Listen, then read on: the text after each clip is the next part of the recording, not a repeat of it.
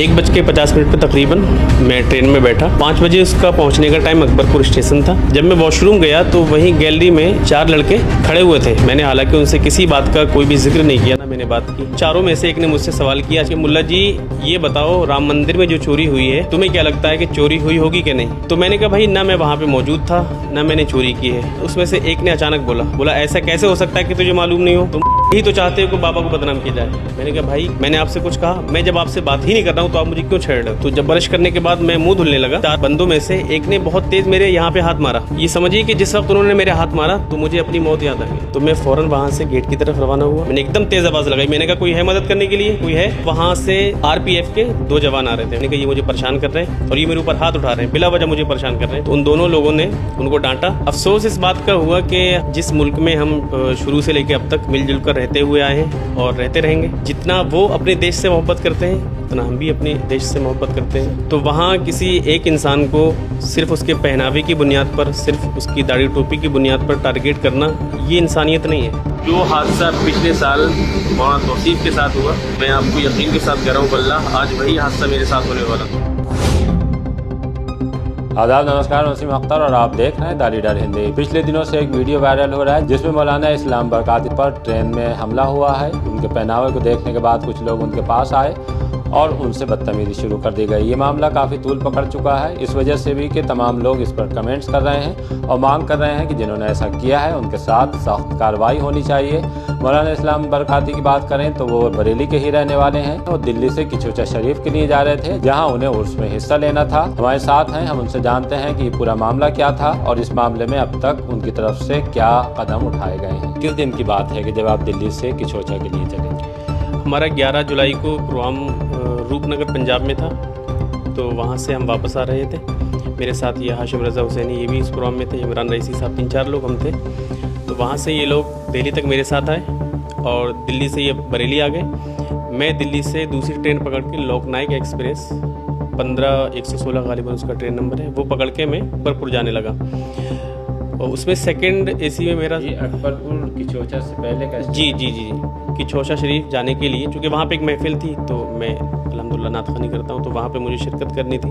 आपके बारे में थोड़ी सी जानकारी बता दूं मैं आपको कि आप दरगाह आला हज़रत से जुड़े हैं, नात ख्वाह हैं, बहुत अच्छी नात पढ़ते हैं। नात के सिलसिले में आपका देश भर में जाना रहता है और उसी सिलसिले में आप किचौचा शरीफ जा रहे थे। तो मैं वहाँ दिल्ली से, मेरी ट्रेन जो थी वो 2 बजे थी, तो 1:50 पे तकरीबन मैं ट्रेन में बैठा और 5 बजे उसका पहुँचने का टाइम अकबरपुर स्टेशन था।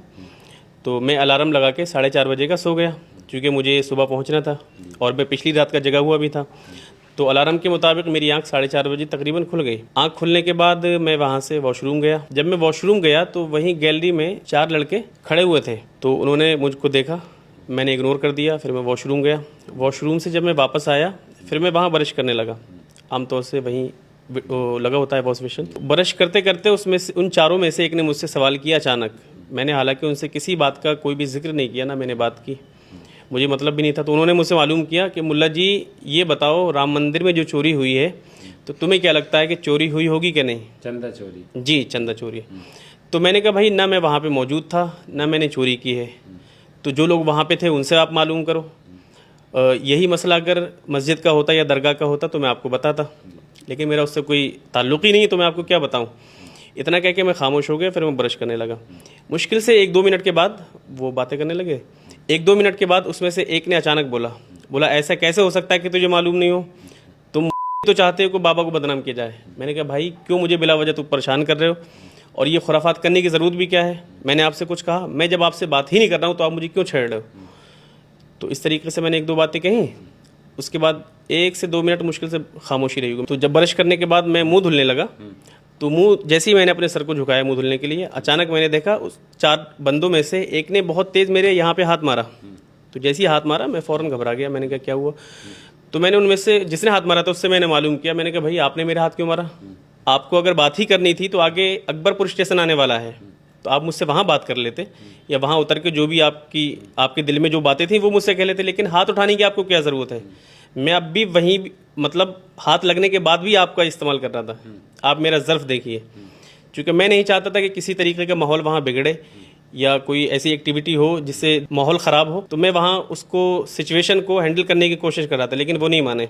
आखिर में जो 3 बंदे बाकी थे वो तीनों एक आवाज़ में बोले मार को, इसी तरीके से यही लफ्ज़।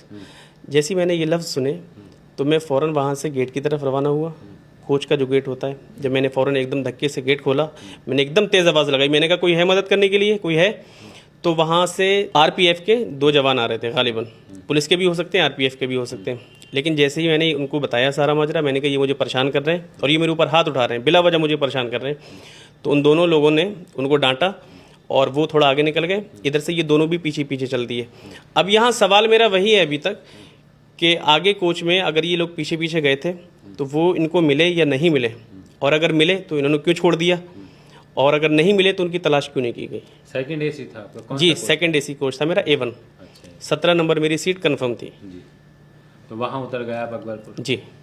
तो अकबरपुर में फिर आपने कोई कंप्लेंट की वहाँ पे? नहीं की अभी? अकबरपुर उतरने के बाद मुझे बहुत सारे और लोग मिले जो दूसरे कोच में थे और उसकी महफिल में, वहाँ हम जा रहे थे, तो बस वही सोच के अच्छा, हम आपको कैसे लगा कि जैसे आपका एक वीडियो हमने भी देखा था, एक वीडियो में आप बता रहे हैं कि मेरे साथ ट्रेन में इस तरह का हादसा हुआ है, तो आपने वो वीडियो ट्रेन से उतरने के बाद बनाया या कैसे फिर वो वीडियो आया था? नहीं, जैसे ही वो पुलिस वाले जो थे वो उनको लेके आगे गए, मैं फ़ौरन अपना बैग उठा के उधर ही आ गया।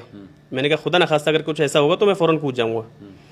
और उसी वक्त जैसे वो आगे निकल गए, मैंने, ये हाशिम रज़ा हुसैनी है, मैं इनकी अभी हिस्ट्री भी दिखाऊंगा आपको, मैंने फ़ौरन इनको कॉल की और अपनी लोकेशन वगैरह जो भी थी वो मैंने इनको फ़ौरन शेयर की। अच्छा, आपके साथ कोई नहीं था वहाँ ट्रेन? नहीं, मेरे साथ कोई नहीं अकेले ही? था। हाँ, मैं अकेला ही था। कोच में भी कोई और नहीं था ऐसा? 4:47 की तकरीबन ये बात है। जी। तो मैंने इनको फ़ौरन सारी बात बताई, मैंने कहा भाई ऐसा ऐसा मामला है। ये कहाँ पे थे आप? कहाँ? मैं भी बाराबंकी की साइड में था, मैं ट्रेन में था, मैं भी जलसे से वापस आ रहा था, तो उन्होंने मुझे बताया लोकेशन दिल्ली में। तक आप साथ आए थे? मैं उधर से जलसे में से आ रहा था और बाकी लोग थे जो इनके, वो उतर गए थे दिल्ली, तो उन्होंने मुझे लोकेशन भेजी, बताया कि ऐसा ऐसा मसला हो गया है।